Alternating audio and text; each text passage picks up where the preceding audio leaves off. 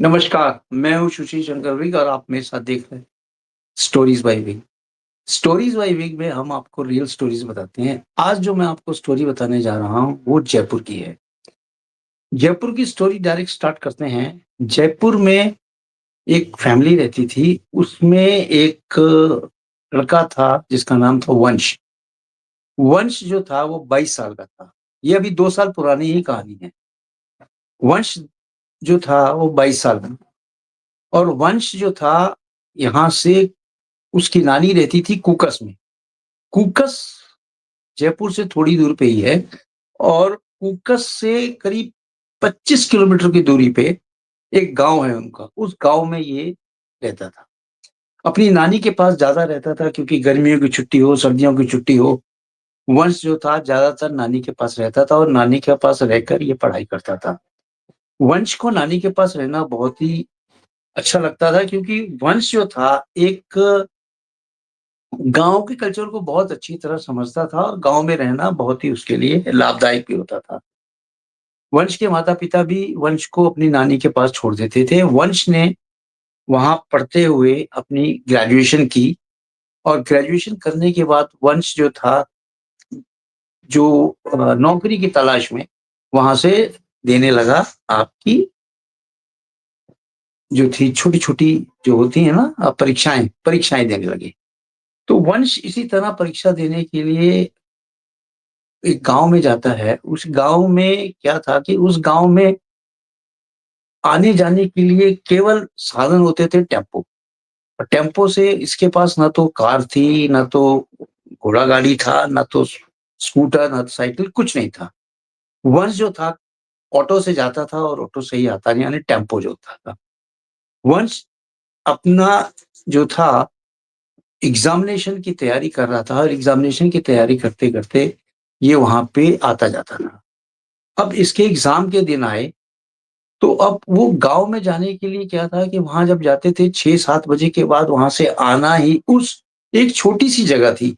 वहाँ से उस रास्ते पे यानी रास्ता एकदम ऊबड़-खाबड़, चारों तरफ झंकाड़ी-झंकाड़ी और बीच में एक पगडंडी टूटी हुई सड़क और वो सड़क भी ऐसी कि कई बार वो सड़क बनी भी है, लेकिन फिर भी वो सड़क तैयार नहीं होती है, बार-बार टूट जाती है, साल भर भी 6 महीने भी नहीं चलती है, टूट जाती है। तो ऐसा उस जगह का विनाश कारण कह लीजिए, अब उस जगह का कुछ श्राप था या कुछ था, वो जगह जो थी रोड बन ही नहीं पाती थी। हालाँकि उस रोड पे कई कोशिश की गई हैं कि वो रोड लगातार बने, लेकिन जितने भी एमएलएज़ थे, एमपीज़ थे, कोशिश करते थे लेकिन वो रोड वहाँ बन ही नहीं पाती थी। खैर, किसी भी तरह वहाँ पे लोग जाते थे पढ़ने और आते थे। वो रास्ता इतना ऊबड़-खाबड़ था कि उसको क्रॉस करना और आना-जाना बहुत ही मुश्किल था। अब ये नानी के घर रहकर अपनी पढ़ाई कर रहा था और एग्ज़ाम दे रहा था। एग्ज़ाम के ला 6 सारे पेपर्स तो इसके हुए 2 बजे से पहले-पहले। ये लास्ट वाला जो पेपर था इसका, जिसका एग्ज़ामिनेशन था, वो उसका 2 बजे के बाद। क्योंकि हुआ क्या कि उस स्कूल में कुछ इमरजेंसी के लिए मॉर्निंग में किसी की अ, कोई नियुक्तियाँ आई थी, उस नियुक्तियों के कारण उसको अर्जेंटली वहाँ पे करना पड़ा काम और वो काम करते हुए उन्होंने वो जो एग्ज़ामिनेशन था बच्चों का वो सेकंड पारी में रख दिया। सेकंड पारी का मतलब है जो 6 बजे के आस-पास इनका छूटता था, 2 बजे से था। अब 6 बजे इसकी जैसे ही पारी छूटती है, ये अपना बाहर की तरफ आता है, सड़क पे अंधेरा-सा हो जाता है। सर्दी का माहौल था, हल्का-हल्का गुनगुना सर्दी थी। सड़क पे आते हैं और ये कुछ सोचता हुआ आता है क्योंकि नानी की तबीयत बहुत ज़्यादा खराब थी और उस समय ये मोबाइल भी नहीं लेके गया हुआ था क्योंकि स्कूल में या एग्ज़ामिनेशन हॉल में मोबाइल अलाउड नहीं था, इसलिए अपना मोबाइल नानी के घर छोड़ के आया था। एक इसका मन कर रहा था कि अपनी मम्मी के पास जयपुर आ जाए, लेकिन दूसरा इसका मन कर रहा था क्योंकि नानी की तबीयत ठीक नहीं थी, इसलिए वो नानी के पास ही जाना चाहता था। अब ना तो मम्मी को इन्फॉर्म कर पा रहा था ये कि हम नहीं आएँगे और ना ही तो नानी से बात कर रहा था। ये सोचते-सोचते वो तिराहे पे आता है, जहाँ पे टेम्पो खड़े होते हैं। जब वो देखता है कि सारे टेम्पो 3 के 3 तीनों टेम्पो भर चुके हैं और वो फुल हो गए हैं जाने के लिए। किसी भी टेम्पो में इसको बैठने की जगह नहीं मिलती है। तो ये एक जो खाली टेम्पो था, उस टेम्पो में बैठ जाता है और टेम्पो वाला बोलता है कि भाई देखो, हम अकेली सवारी नहीं लेके जाएँगे जब तक हमारे पास सवारियाँ नहीं होंगी। वंश को ये बात बड़ी चुभती है क्योंकि वंश ही एक अकेला लड़का वहाँ रह गया था, बाकी सारी सवारियाँ वहाँ से निकल चुकी थी। और वो एक ऐसा पॉइंट था जहाँ स्कूल के बाहर ही लगती थी ऑटो। खैर, काफ़ी देर इंतज़ार करने के बाद वो सारे ऑटो गड़-गड़ कर के निकल गए तीनों के तीनों। अब एक ऑटो वाला रह गया और साथ में वंश रह गया। वंश ने सोचा कि अब ये ऑटो वाला तो जाएगा ही, ये हमको भी ले जाएगा, ये सोच के वो खड़ा रहा। लेकिन ऑटो वाला ने देखा कि कोई इसके पास सवारी नहीं आ रही है, तो वो अपना ऑटो स्टार्ट करके निकल गया शहर की तरफ। अब रह गया वंश। वंश ने कहा कि यहाँ तो कोई सवारी आएगी नहीं, चलो तिराहे पे चलते हैं, तिराहे में कोई सवारी आ जाएगी, उसको हम बैठ जाएँगे उसमें और अपने घर की तरफ रवाना हो जाएँगे। ये तिराहे की तरफ जाता है, इस समय जब तिराहे पे पहुँचता है, उस समय तकरीबन साढ़े 7 का वक़्त हो चुका था। यानी रात हो चुकी थी, साढ़े 7 का वक़्त हो चुका था और अंधेरा बहुत ज़्यादा हो चुका था।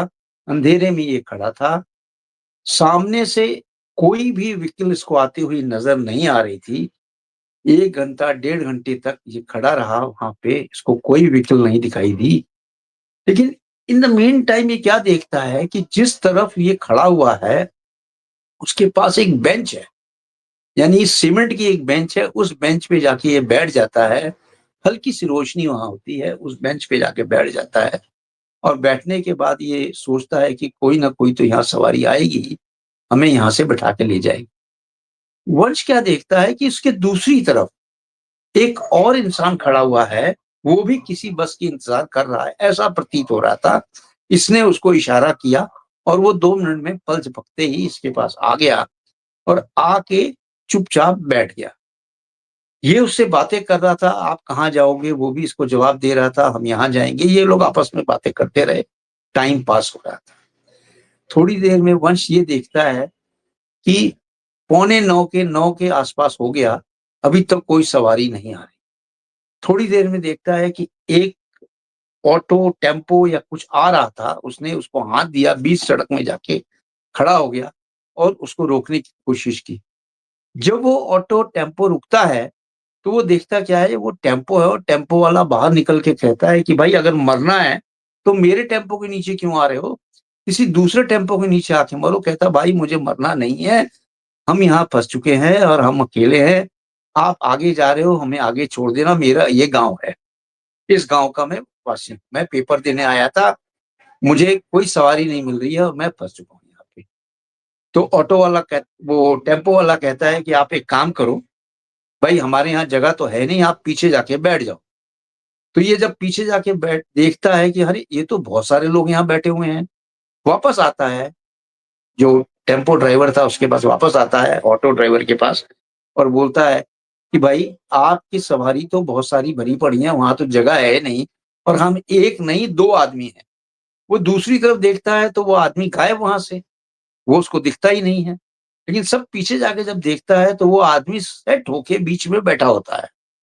इसको ये लगता है कि भाई ये तो चालू चीज़ है, हम यहाँ ड्राइवर से बात कर रहे हैं, इससे एडजस्टमेंट कर रहे हैं और ये पहले ही जाके बैठ गया। खैर कोई बात नहीं, जाना तो उसको उसी जगह है जहाँ हम जा रहे हैं। तो वो उसके साथ देखता है और फिर वो उसमें जाके बैठ जाता है। जब ऑटो में टेम्पो में जाके पीछे की तरफ बैठता है, देखता है कि धीरे-धीरे लोगों ने इसकी एक आदमी की बिठाने की जगह बना ली है। अब ये आदमी जाके बैठ जाता है वहाँ पे।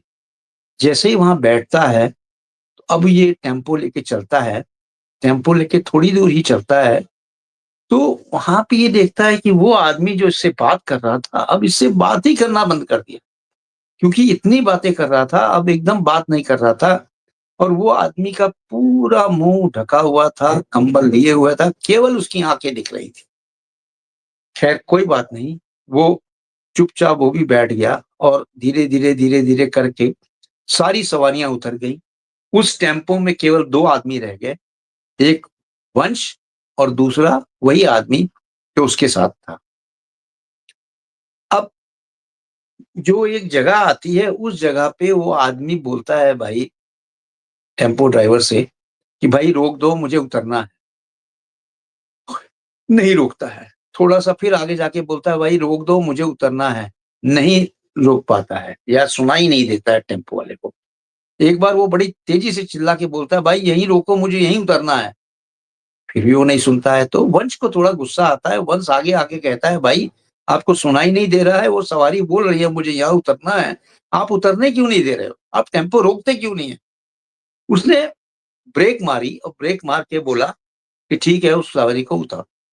वो सवारी जब वहाँ उतरती है, तो क्या देखता है कि वो सवारी वहाँ से उतर गई और उतरते ही अब ये अपना टेम्पो स्टार्ट कर रहा है, इसका टेम्पो स्टार्ट नहीं हो रहा है। क्योंकि ये जगह जो थी, जहाँ पे वो इंसान उतरा था, वो जगह जो थी छलावे की जगह थी, यानी शैतानी जगह थी। वहाँ से लेके आगे 2 किलोमीटर तक शैतानी जगह उसको कहते थे। यहाँ पे कोई भी इंसान दिन में क्या, रात में क्या, दिन में भी यहाँ से निकलना कोई उचित नहीं समझता था और ना ही यहाँ से कोई निकलता था। इतना डर बैठ गया था इनके दिमाग में। अब ये ऑटो वाला जो था, इसने ये देखा, टेम्पो वाला, इसने ये देखा कि भाई ये तो चलावे वाली जगह पे रोक दिया इसने मुझे और ये उतर भी गया है और गया कहाँ? ये अपना स्टार्ट कर रहा है ऑटो, टेम्पो स्टार्ट नहीं हो रहा है। खैर काफ़ी देर के बाद इसने वंश को बोला, भाई आप भी आगे आ जाओ, हमारे साथ बैठ जाओ। वंश के साथ ये आगे आके बैठ गया, लेकिन टेम्पो स्टार्ट ही नहीं हो रहा था। काफ़ी देर तक कोशिश करने के बाद भी स्टार्ट नहीं हुआ, तो ड्राइवर जो था, उसने ये सोचा कि भाई अब हम छलावे वाली जगह पे हमारा जो है टेम्पो रुका हुआ है, हम आगे नहीं जाके पीछे की तरफ जाएँगे। क्योंकि जब पीछे की तरफ जाएँगे तो वहाँ पे हम सेफ्टी है और कोई दूसरे टेम्पो वाले से माँग लेंगे लिफ्ट और लिफ्ट माँग के हम निकल जाएँगे। यानी तेज़ी-तेज़ी से ये चलने लगे। वो पीछे से आवाज़ लगा रहा है, "अरे भाई रुक जाओ, हम भी साथ में आ रहे हैं आपके।" लेकिन जब टेम्पो वाले ने बोला कि भाई वंश पीछे मुड़ के मत देखना, ये छलावा है और हम लोग को गुमराह कर रहा है, बिल्कुल मुड़ के मत देखना, आप तो जल्दी-जल्दी जो है कदम बढ़ाओ ताकि हम वहाँ चौराहे तक पहुँच जाएँ, फिर हम सेफ हो जाएँगे। जल्दी-जल्दी ये कदम बढ़ाते रहे और अब जाके जब मौत सामने दिखती है तो कदम भी बड़े तेज़ से बढ़ते हैं। वंश जल्दी-जल्दी से कदम बढ़ाता हुआ वहाँ पहुँच गया और एक शांति से एक लाइट में जाके दोनों आदमी खड़े हो गए। जब खड़े हो गए तो वहाँ पे देखते हैं क्या कि सामने से एक टेम्पो आ रहा है। अब टेम्पो वाले ने देख लिया कि अरे भाई ये तो अपने ही गाँव का आदमी है, इसके साथ ये क्या हुआ है, ये ऐसे क्यों खड़ा है? टेम्पो वाले ने जब देखा, तो वो टेम्पो आके चुपचाप उसने खड़ा कर दिया और बोला, "भाई क्या हुआ?" तो कहता, "अरे रामपाल तुम? तुम्हारा टेम्पो है ये? अरे भाई हम लोग यहाँ फँस गए हैं, दोनों के दोनों, हम लोग को गाँव जाना है।" कहता, "अच्छा आओ बैठ जाओ।"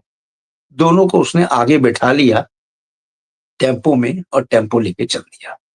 अब टेम्पो लेके जब चल दिया, ये आगे-आगे चल रहा था, टेम्पो चला जा रहा था और रामपाल जो था टेम्पो अपनी स्पीड से चला रहा था, इतनी स्पीड से चला रहा था कि जगह-वगह देखते हुए, गड्ढे-वड्ढे कुछ नहीं देखता हुआ भगाए जा रहा था। वि वंश को थोड़ा-सा शक होता है कि भाई ये इतना तेज़ भगा रहा है, क्या बात है? तब उसने जो थी, ड्राइवर जो था पहला वाला, उसने रामपाल को बताया कि भाई हमारे साथ ये चीज़ें हुई हैं और आगे छलावे से हम बच के आ रहे हैं और उस रूट से थोड़ा जल्दी से निकाल लेना, कहीं ऐसा ना हो वो छलावा फिर हमें मिल जाए और हमारे लिए गड़बड़ हो जाए। अब इतना कहना था कि वो जो इंसान जो ड्राइवर था रामपाल, वो एक्चुअली में रामपाल नहीं था, वो भी एक छलावा ही था। अब उसकी आँखें एकदम से सफ़ेद होने लगीं। ये देख के ड्राइवर जो था, वो घबरा गया और वंश भी घबरा गया। अरे! हम तो वापस छलावे के बीच में फिर फँस चुके हैं। ख़ैर हिम्मत नहीं हारने की एक उन्होंने कसम खाई थी, हमें हिम्मत नहीं हारनी है, अगर हिम्मत हार जाएँगे, तो हम दोनों के दोनों यहाँ धराशायी हो जाएँगे। इसलिए वो हिम्मत नहीं हारे और ड्राइवर जो था उसके दिमाग में एक चीज़ आई, उसके गले में एक माला थी। वो माला निकाली उसने और आओ देखा ना ताओ सीधा रामपाल के गले में वो माला डाल दी। वो थी माला जो थी, वो रुद्राक्ष की माला थी और रुद्राक्ष की माला जो थी बड़ी पवित्र माला थी। जैसे ही वो माला रामपाल के गले में डाला, रामपाल जो था धुआँ-धुआँ हो गया और एकदम जल के राख हो गया और वो माला जो थी ड्राइवर के रामपाल के सीट के ऊपर माला पड़ी थी। अब इसने ये देखा कि माला तो यहाँ पड़ी हुई है, रामपाल गायब हो चुका है, यानी रामपाल तो था ही नहीं, वो भी एक छलावा ही था, शैतान था। वंश ने कहा कि भाई अब यहाँ से जल्दी-जल्दी निकलो नहीं तो ये हमें मार देंगे। ये जैसे ही अपने टेम्पो के पास पहुँचते हैं, इनका टेम्पो वहाँ खड़ा था, वहाँ क्या देखते हैं कि टेम्पो में बहुत सारे आदमी बैठे हुए हैं, गाँव वाले। वंश को ऐसा लगा कि भाई ये गाँव वाले वापस टेम्पो में कहाँ से आके बैठ गए, यहाँ तो सब हम छोड़ के आए थे। अब जो ड्राइवर था उसको समझते देर नहीं लगी, ये सब छलावा है, ये सब छलावे वाले हैं, ये भूत-प्रेत हैं और हमें ये मारने के फिराक में हैं। इन्होंने बोला कि भाई पीछे मुड़ के देखना नहीं है, सीधे भागते चले जाओ। और वो जो थोड़ा-सा जो डिस्टेंस था, उसी डिस्टेंस को पार करना था और सामने एक पिलर था। उस पिलर तक हमें बहुत जल्दी से पहुँचना पड़ेगा।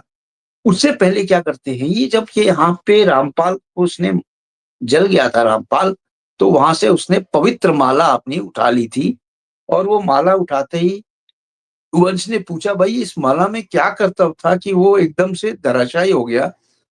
तब उसने बोला कि, "भाई देखो मैं ड्राइवरी करने से पहले किसी गुरु के साथ था और गुरु का ही मैं ड्राइवर था और गुरु ने अंतिम जब होने लगी उनकी यात्रा, तो गुरु ने मुझे ये अपना दिया था, माला एक निकाल के और बोला था कि इस माला को उस समय यूज़ करना आप, जब आप देखो कि मौत आपके सामने खड़ी है और कोई चारा नहीं है आपको बचने का, तब इसका इस्तेमाल करना और आपको निश्चित फ़ायदा होगा, आप बचोगे। तो ये बड़ी पवित्र माला है, उस माला को हाथ में लिए हुए, एक हाथ में माला लिए हुए, दूसरे हाथ से वंश का हाथ पकड़े हुए, ये तेज़ी से भागते हुए पिलर की तरफ जा रहे थे। ये देखते-देखते पिलर के पास पहुँच रहे थे, लेकिन पीछे से आवाज़ें आ रही थी, "रुको भाई, हम भी तुम्हारे साथ हैं, हम भी आ रहे हैं, हमें भी ले चलो।" पीछे मुड़ के नहीं देखना था, आवाज़ें आ रही थी बहुत सारी। कहीं लड़कियों की आवाज़ें थी, कहीं औरतों की आवाज़ें, कोई रोने की आवाज़, कोई चीखने की आवाज़, कोई हँसने की आवाज़, यानी पूरा का पूरा छलावा ही इनके पीछे पड़ा था, इनको खत्म करने के लिए। लेकिन ये किसी तरह से बच-बुचा के ये पहुँच गए पिलर के पास। जैसे ही पिलर के पास पहुँचते हैं, वो एरिया जो था छलावे वाला एरिया खत्म हो गया और ये अपने पिलर के पास पहुँच गए। जैसे ही पिलर के पास पहुँचते हैं, पिलर के दाएँ तरफ पे ये मुड़ते हैं, देखते हैं एक शिव जी का खंडर सा मंदिर है। उस मंदिर के अंदर चले जाते हैं क्योंकि रात बहुत हो गई थी और इनको रात वहाँ बितानी थी। ये वहाँ बिताते हैं रात, बैठते हैं अपना और दिन का इंतज़ार करते हैं कि दिन निकले तो ये घर की तरफ जाएँ।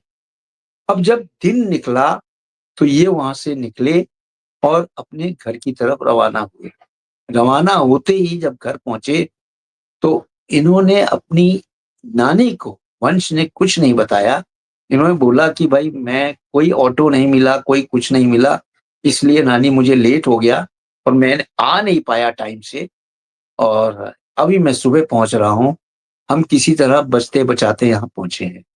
लेकिन वंश ने अपनी नानी को वो चीज़ें नहीं बताई, जो उसने रात को देखी थी या जो उसके साथ हुआ था, जो छलावा हुआ था या छलावे शैतान उसके पीछे पड़े थे, वो चीज़ें इसको नहीं बताई और न ही इसने सोचा उचित कि यहाँ बताई जाए। उधर वो ड्राइवर भी अपने घर की तरफ रवाना हो गया, ड्राइवर भी सुकुशल और वंश भी सुकुशल, दोनों सुकुशल अपने घर पहुँचे। पहुँचने के बाद वंश ने कसम खाई कि अब उस एरिया में नहीं जाना है और न ही नानी के घर रहना है, क्योंकि नानी के घर अगर रहेंगे तो उधर जाना पड़ेगा और उस एरिया में जाने के लिए बहुत खतरा है। और उसको किसी तरह से वंश को ऐसा लगता था कि अंधेरा होते ही कि छलावे उसके सामने आ गए हैं और उसको मारने की कोशिश कर रहे हैं। यानी इतना डर बैठ चुका था वंश के दिलो-दिमाग पे कि वंश एकदम घबराता था। जहाँ अंधेरा देखता था वो घबरा जाता था और वो सोचता था कि काश ये अंधेरा कट जाए और मैं बच जाऊँ। इतना ज़्यादा ये डर चुका था। ख़ैर, कहते हैं ना, जिसको राखे साइयाँ उसको मार सके ना कोई। ये वंश ने बहुत अच्छी तरह एक्सपीरियंस कर लिया कि अब मुझे रहना है तो अपने मम्मी-पापा के साथ रहना है जयपुर में। वो मम्मी-पापा के पास आके जयपुर में रहने लगा। नानी के गाँव कभी जाता था और रहता था नानी के पास। नानी भी इसको बहुत प्यार करती थी, इसीलिए ये जाता था। कहानी इतनी थी। आपको ये कहानी कैसी लगी? आप बताइएगा। कमेंट बॉक्स में जाके ज़रूर कमेंट दीजिएगा। तब तक के लिए जय हिंद, जय भारत।